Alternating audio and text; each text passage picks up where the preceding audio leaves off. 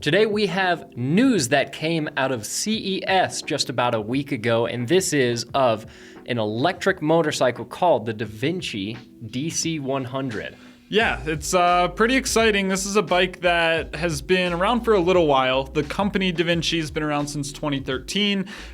They announced this bike back in 2021, but just a week ago at CES 2023 in Vegas, they announced that it is coming to the US market, which is really cool. And CES is, just so you know, the Consumer Electronics Show, but as more and more vehicles that we test here at TFL become electrified, that Consumer Electronics Show is turning more and more into a car show or an automotive motorcycle show too. Yeah, I mean, there's all kinds of things there, everything from boats to cars, trucks, and motorcycles. And in this case, it's a motorcycle that is now coming stateside. And unlike a lot of Chinese motorcycles, it doesn't mimic the design of any other motorcycle. It is truly a unique design. Yeah, I don't know if that's a good thing or not, that it is a unique design, not copied from anything else. I wouldn't have minded to see a little bit of copying from another major brand or something.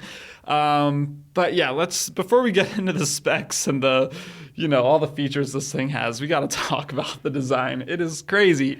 It's got wild a gigantic bike. hump in front of the seat. They call it a cafe racer.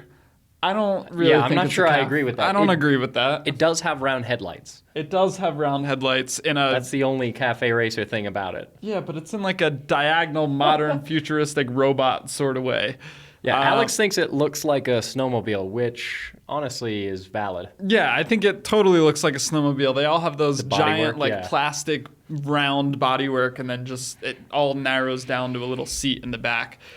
So design, let us know in the comments. Some people are going to love it. Some people are going to hate it. I do give them credit for doing something different. It is different. It's very different, but for some reason, every new electric motorcycle that comes out needs to be so different and just be like Livewire. Livewire makes some really good or the Triumph.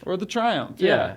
And I mean, even the Zero motorcycles, they're not crazy looking. I mean, they look like more motorcycles for the most part. This is crazy, like the Sondor's Metacycle there. that had the pass-through in it, and I don't know. They're crazy doing a lot. Cool way, they're doing a lot.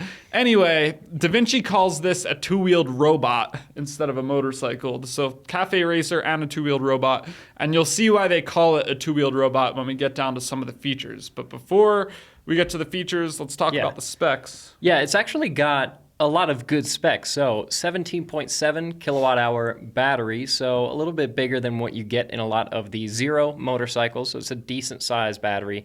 Does have DC fast charging that can work in about 30 minutes. 124 mile per hour top speed, so not an insanely high top speed, but at the same time, electric motorcycles lose boatloads of range at really high speeds, so I really don't think you would want any more than that. 135 horsepower output, and they claim, this is the crazy figure, they claim 627 pound-feet of torque. Now, the way that torque is measured in EVs can be way blown out of proportion. This doesn't have the same amount of torque as a late 2000s F250 Power Stroke, but it being electric, that torque does hit at 0 RPM, so at a certain point, we're going to have to stop reporting the torque figures that these electric motors are putting out there. We've ridden electric bicycles that claim to have more torque than my first car. Yeah. So it doesn't feel it. Yeah. No. So yeah. But 135 horsepower is decent. That's a reasonable number too. That's a real number. That's a real number, and it's an impressive number too for an electric bike or brand new electric bike. So yeah. Horsepower is great. Torque, I don't know what the hell's going on there. But take that with a big grain of salt. Exactly. 0 to 60 in about 3 seconds. They put 3.x seconds on their website, so sub 4. Yeah, so maybe 3 plus. Yeah. Yeah. And then as far as range goes, it's a little confusing. If you look at their website, 249 mile range NEDC, 222 mile range WLTP, and those are European testing standards. The EPA range, when you compare it to those in cars, is always a lot lower. So I would say it's definitely going to be under a 200-mile range in actual usage. And it depends considerably on how you're using the bike. Around town, they really don't use a whole lot of energy because you're going slow. You're also slowing down, which regenerates electricity. On the highway, when you're pushing against the wind at high speed the whole time, then the range really tanks. So it depends a lot on how you're using it. But even so, and even not having the EPA range, pretty decent in terms of range. This is a heavy motorcycle, though. 562 pounds. Yeah, it's so really heavy. An equivalent Zero would be about 500 pounds. So Yeah. it's another even 60 pounds heavier. Yeah, the one thing I will say, though, even though some of those specs are impressive and some of them aren't, I'm really excited that we have a full spec sheet here. There's I didn't even write everything down. Like, they list seat height, they list wheelbase, they list everything. Shows that it's a real bike. It shows it's a real bike. There's a lot of electric bikes we get press releases Vaporware, for, and yeah. you see a rendering, no specs, like the Can-Am motorcycles, for example, right now. We know nothing about those. So. Yeah, not to say that those won't be real motorcycles, but it is nice when everybody is planning to make bikes. It's nice to see bikes that have gone through that stage and they're already far enough along in their development that they have specs. There are things that you can guarantee are true about them. Yeah, exactly. So, some other nice components. Yeah, Brembo brakes on the front only, and we'll get to that in a second when we talk about the braking system, why there's no rear brake. Bitubo suspension. I'm going to be honest, I don't know a lot about Bitubo. I have not heard of Bitubo. And then Pirelli Diablo Rosso 3 tires, so nice sticky tires. Heard of those for sure. Traction control and ABS, both lean sensitive, cornering, traction control and ABS. Which is good. And 3 riding modes, relax, sport, and race, although we don't really know what those change or if there's a power cut. Yeah. We just know there's 3 names. The weirdest part to me is the key and the dash. What's going on there? Yeah, so your phone is both the key, which we've seen in vehicles before, kind of like the Tesla Model 3. That isn't necessarily all that unusual, though not everybody's favorite. The interesting thing, though, is not only does your smartphone work as the key for this motorcycle, it is also your dash. Yeah, I'm not a big fan of that. So you use your phone as a screen. I mean, what I'll say is the plus side is that smartphones have generally really nice quality screens. They are very visible in bright light. There's a lot of good things about phone screens. Also, the fact that they update individually. You know, they update when motorcycles don't. You would have to buy a whole new motorcycle to get a new dash, right? I mean, you look at a motorcycle from just a couple years ago, like your MT-09. Screen on your MT-09 looks like a Casio calculator in comparison it's to really bad compared to anything the newer modern. ones. So yeah, there's pluses and minuses to it. I mean, it is a little strange. The side I see to it is, okay, I got to put my, iPhones are like $1,200 now. I got to strap my $1,200 phone to the front of this motorcycle that might end up hitting the ground. Then not only is the bike messed up, my phone's also messed up. Also, have you ever tried navigating somewhere with your phone? It kills your battery in like 2 seconds. It does, and even if it's charging in place, you would have to have a pretty substantial charger. I mean, a wireless charger. And I don't know if we were able to find whether there's a built-in charger on the phone mount. I don't know if there is, but a wireless charger wouldn't cut it. No, definitely wouldn't cut it. And pulls too much. The battery, when your phone is sitting out on a motorcycle, in the summer, it's just cooking in the sun. In the winter, it's getting beat up with cold air, and the batteries like to be at room temperature, and they're not at room temperature when they're on your motorcycle. So, especially on a hot day, in the sun, navigating. So your phone battery drains, you get to where you're going, you don't have your phone to contact anybody, but also what happens when you need to leave? Do you have a backup key? Like, I just have a lot of questions about this phone dash situation. What if you lose your phone? Not only can you not call someone, but now you can't go anywhere. If you need service, do you have to drop your phone off with the bike for service for I don't know. It's just weird to me. Put a dashboard on the bike. And also, isn't it a legal requirement that you have to have a speedometer to sell a motorcycle? Like, there's certain instrumentation you need. Yeah, and so it's just weird. I don't know. I'm rambling. Part of your phone being the dash is that you get riding data, you get vehicle status, battery status. So, all of your necessary instruments would be built into that as a display. But it is definitely a little strange. There's solutions to a lot of the points that we're bringing up here, but even so, I think motorcycle having a built-in dash is probably for the best. I think I would prefer a street legal vehicle should have a dashboard. It's safe to say that you're better off having something built in. But other features that the bike has, it's got obviously drive forward, but it's also got a reverse. It is a heavy motorcycle, so having a reverse is a good feature to have. The interesting thing, though, is that it creeps forward. So it's almost like an automatic transmission car. Yeah, it creeps backwards too. So again, just like a car in Yeah. reverse. You let off the brake lever and you don't touch the throttle at all, and it will start moving you forward up to 4 miles an hour in your forward gear and up to 3 miles an hour in your reverse gear. And yeah, that even works on a hill. So it's got sensors. Even if you're up a steep grade, you let off the brakes, it will start creeping you forward if you're in drive, which is really odd. That's I've never felt like a motorcycle needed a creep feature because for an electric car, it makes sense for people that are coming from a regular gas-powered automatic transmission car into an electric car. They expect to take their foot off the brake and have the car roll forward. And even then, it's a selectable feature on a lot of electric cars. It's something you can turn on or off.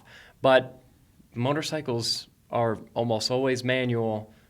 It's not typical that the bike wants to creep forward. That's a little strange. It's definitely a little strange, especially if you're used to like feathering a clutch. Like most cars, like you said, they're automatics, and on a bike, you're used to shifting through gears and working a clutch. So, yeah, I don't know how I feel about that. Hopefully, it's able to be switched off through your phone-mounted dashboard. You would hope. You'd hope so. There's a few other sort of interesting things. There's a combined braking system, which a lot of bikes do, but this one's a little interesting because there's no actual rear brake disc or brake drum. Instead, it reverses the current of the in-wheel motor to kind of slow the rear wheel down. So, which I think is honestly a smart that's move. cool tech. I mean, if you're driving the rear wheel with an electric motor, and I'm sure that they can reverse the current such that it would lock up the back wheel. If it works well enough, then you might as well. Yeah, and then less maintenance. You don't have brake pads. You don't have brake fluid and lines to worry about. So, yeah, just more simplistic, which is really cool. The other nice part of braking through a system like that is that you also have regen braking. So kinetic energy recovery system. You can put energy back into the battery as you decelerate. One of the main advantages of having an electric vehicle. So it's nice to have. Also, over-the-air updates are available, which is really common on any modern electric vehicle. Zero does that with their Cypher operating system. I'm pretty sure Livewire does that as well. So, yeah, they'll be able to add features and make changes, fix out, work out bugs and stuff as they come up with them, and just push them to the bike. You shouldn't need to even bring it into a dealership. There are some weird features that they say are not available yet, but are coming soon, and that's why they call this a robot bike. So the strangest of them by far is what they call self-balancing, and that's thanks to the 6-axis IMU, which is pretty standard in a motorcycle, but also electronic power steering. And I don't think I would ever trust one of my motorcycles in any situation, no matter how advanced it is, to try and balance itself.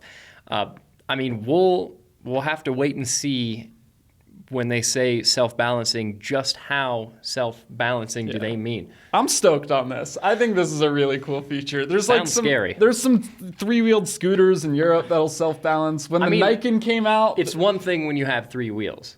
Yeah, I know, but when the Nikon came out, everyone thought it was going to self-balance. Have you and people were like, it has a side stand, and everyone was bummed. So imagine just walking up, you're in a motorcycle lot, there's a million old school bikes there, they're all leaning sideways, and then your bike is just straight up and down. Come on, that'd be so cool. I don't think that you would park it that way because, I mean, it's not like it has any insane science. With the electronic power steering, it should be able to steer and do what you do on the motorcycle while you're moving. I really doubt that you could just step off of it, leave it stationary, and have it standing upright. It says it's going to ride itself. So the self-riding is one thing. But even then, what if it has to stop? What if it absolutely has to? And you look at a company as big as Tesla. How many videos have we seen of those cars driving into stuff in parking lots? Or even like I've seen it in the same thing of major manufacturers Their self-parking systems. Yeah. There are some fantastic videos of those just running into stuff. Or Tesla's hitting motorcyclists. They are really not good at picking up. That autopilot system is not great at picking up motorcyclists. That's true. So yeah, I don't think I would ever trust a system like that. I mean, if they want to work on it, I guess you might as well push the boundaries of technology and see what you can do with all these features, but doesn't necessarily make it something useful. I'm going to read you a quote that came directly from their website. Let's hear it. Imagine your motorcycle as your jogging companion. Sure. Why would you take your motorcycle jogging? I don't know. I have a lot of questions. That's why we're making this video, because I want to feel out what you guys think of this bike, because I just think it's one of the craziest things that has come across our desk. So yeah, their idea is that it'll have target recognition and that you'll be able to step off the bike and walk, and it will follow you. And not only that, it will be able to park itself when you get off of it, and then you can call it to you. So if it's in a parking spot, it will reverse itself out of a parking spot because it has reverse. Balance itself as it stops, switches into its forward gear and pulls up to you, and then continue to balance itself while you step onto it and then ride away. You know, this feature, like imagining your vehicle as your jogging companion, this feature is similar to some other things that we've seen even in the auto industry. And I think the best use that I've heard anybody talk about for that kind of thing is if you were, say, not in the condition to be operating a vehicle, and you needed to get home, but you didn't want to leave your vehicle behind. Yeah, it's not driving. Yeah. It's not driving if you're walking. Then it could follow you. Yeah. Otherwise, I'm not sure that I would take my motorcycle on a jog. I'm curious how many of these features are actually going to make it versus how many are to bump pre-orders and then they're going to be like, oh, sorry, coming in 2028 or whatever. So, but if you do want to put down a deposit for one of these motorcycles, only $150. However, the current planned pricing for this bike is $27,500, and that is subject to change. Probably not in order to get less expensive. Yeah, they did put out a disclaimer that it might change and it might get more expensive. So you don't see that all too often. I definitely wouldn't expect it to get cheaper. Timing, we're a little unsure about. At least for the U.S. market. Yeah, at least for the U.S. When they announced this in 2021 in China, they said it was going to be available mid-2023 for the European market. I would imagine we're probably going to be a little delayed on that, but hopefully we're not too far away if they're going to get it, in 6 months or so over in Europe. So now, unlikely that they send us one of these motorcycles to test after the conversation that we've had, and we probably haven't made any friends at Davinci. But we just have questions, Davinci. We just want to answer our questions. But if you ever end up with one of these motorcycles in your hands, then please give us a chance to ride it, poke it, prod it, mess with it, because some of these features sound really interesting and could make for some pretty cool videos. Yeah, jog it on over to our office and we'll do a review on it. Exactly. So there you go. There's the Davinci DC100. They also, real quick before we close this video out, if you look on the screen behind me, they also have a DC Classic, which is more expensive. Yeah, definitely also not better available looking. Yet. Definitely a better looking bike, though. Look at that. Yeah. That's really cool. Yeah, that's not bad. I mean, the battery is still just a gigantic block in the center. Yeah, but it's got some accents on it. Yeah, it's got some stuff going on. I mean, it's something that I like about some electric bikes, kind of like the Triumph, is that you don't see that big block of battery just sitting in the middle of it. But otherwise, I think that is actually sharp. It's cool looking. Bad. It's a lot better looking than the other. Yeah, hopefully we'll see some cool stuff from this company in the future. I also like the headlight on this one. They've got more of a classic kind of round headlight, but a little one off to the side. Yeah, they do some cool stuff. Anyway, go check them out. And yeah, hopefully we'll see some of these later this year. Thanks for watching. Check out alltfl.com, and we'll see you in the next video.